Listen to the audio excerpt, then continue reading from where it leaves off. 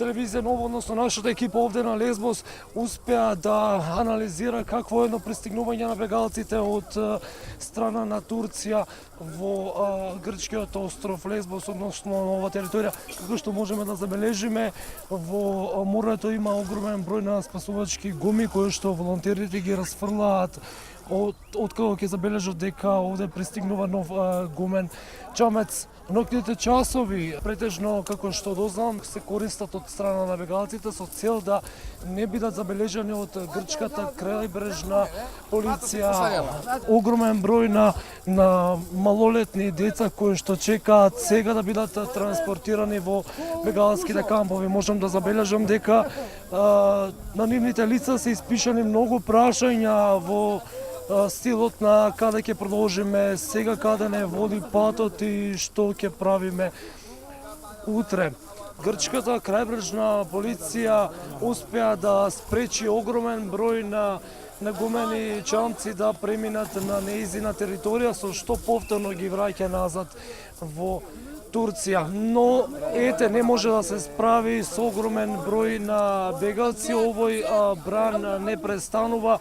Едни ако се спречат, други ќе успеат да преминат на наша територија, односно од Грција, потоа да се упатат кон Македонија, Србија и понатаму.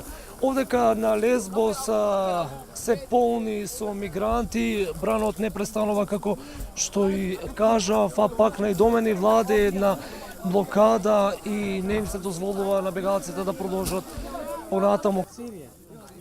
Од Сирија сум. Како допатувавте? Од Турција во Грција? Да, Со брод? да. Колку време патувавте? 4 часа.